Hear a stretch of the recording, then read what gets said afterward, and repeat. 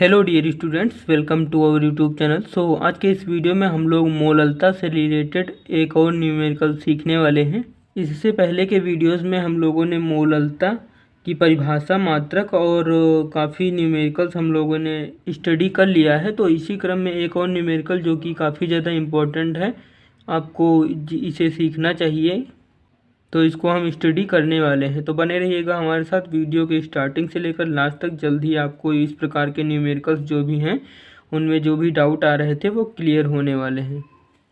तो चलते हैं हम लोग क्वेश्चन की तरफ बढ़ते हैं। क्वेश्चन में हमको दिया गया है 2.5 ग्राम एथेनोइक अम्ल, जिसको ये IUPAC नेम दिया गया है, यानी CH3COOH का, यानी एसिटिक अम्ल का जो है एथेनोइक अम्ल जो नाम होता है वो IUPAC नेम में दिया गया है कि 75 ग्राम में बेंजीन के विलेन की मोललता की गणना कीजिए। तो सबसे पहले हम लोग जो इसमें वैल्यूज़ दी गई हैं उनको लिख लेते हैं, उसके बाद मैं आपको बताता हूँ।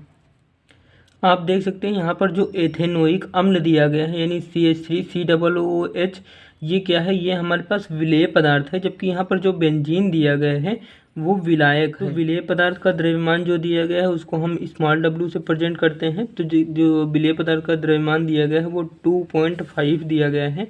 तो हम लोग यहाँ पर लिखेंगे 2.5, और ये ग्राम में दिया गया है। जबकि यहाँ पर विलायक का जो द्रव्यमान दिया गया है उसको हम लोग कैपिटल W से प्रेजेंट करते हैं, जो कि 75 ग्राम है। तो यहाँ पर ये हो जाएगा 75 ग्राम। अब हमें इसका जो विलेय पदार्थ है मोललता निकालने के लिए उसके अणुभार की आवश्यकता होगी, जो कि एथेनोइक अम्ल है, यानी एसिटिक अम्ल CH3COOH को इसके अणुभार की आवश्यकता होगी। तो हम इसके अणुभार को निकालने के लिए इसका स्मॉल m1 से प्रेजेंट किया है, और जिसका भी अणुभार निकालना होता है उसको यहाँ पर छोटा सा प्रेजेंट करते हैं। तो हम यहाँ पर लिखेंगे CH3COOH का हम लोग अणुभार निकालने वाले हैं, जहाँ पर हाइड्रोजन का जो परमाणु भार होता है वो होता है 12, और प्लस में कार्बन का जो परमाणु भार होता है वो होता है 12, और हाइड्रोजन का होता है 1।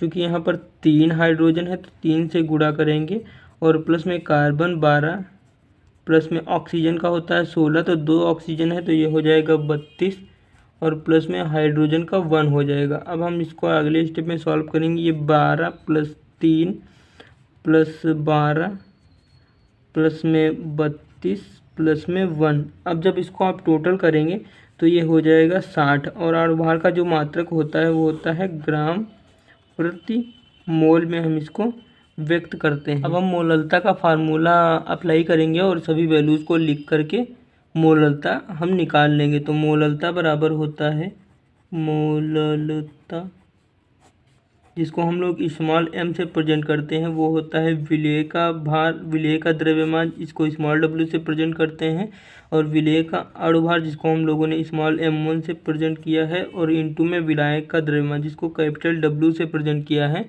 और इसको हम ग्राम में रखेंगे। जब ग्राम में रखेंगे तो ऊपर 1000 से गुणा करेंगे। अगर आप ग्राम में नहीं रखना चाहते, किलोग्राम में रखेंगे, तो ऊपर 1000 से गुणा नहीं करेंगे। अब सभी वैल्यूज़ को हम पुटअप करेंगे और यहाँ पर आगे सॉल्व करेंगे। आप देख सकते हैं कि जो विलेय पदार्थ का द्रव्यमान है, यानी स्मॉल w, वो 2.5 ग्राम दिया गया है।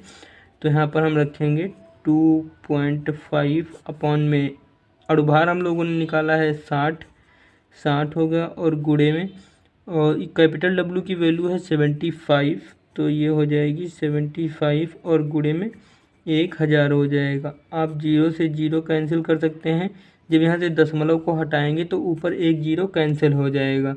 अब 25 एकन्नम 25, और 25 दूना 50, 25 तिहाई 75 हो जाएगा। फिर इधर कैंसिल करेंगे, 2 तिहाई 6, 2 पंचे 10, ये क्या हो जाएगा 5, और बटे में 3 त्रिका 9 हो जाएगा। जब आप इसको सॉल्व करेंगे तो ये कुछ इस प्रकार सॉल्व होगा, 5 और ये 9। आप जानते हैं कि ये छोटी संख्या है, तो यहाँ पर हम 0 बढ़ाएंगे, और इधर भी 0 बढ़ जाएगा। फिर दशमलव लगा के 9 बचे 5 बार में जाएगा, जो हो जाएगा 45। फिर वही आएगा, 0 बढ़ा देंगे, दशमलव लगा है चूँकि, फिर 5 बार में जाएगा, और इसी प्रकार ये चलता रहेगा 5 5 के 5 5, फिर ये आगे चलता रहेगा। तो हम इसको इतना लिख सकते हैं, 5 और ऊपर आप लगाना चाहें तो बार लगा सकते हैं, यानी इसका मीन्स है कि ये कई बार 5 चलेगा।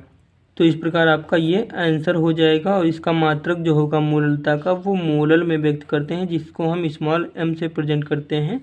तो ये आपका आंसर हो जाएगा, जो कि आपकी मोललता निकल के आ चुकी है।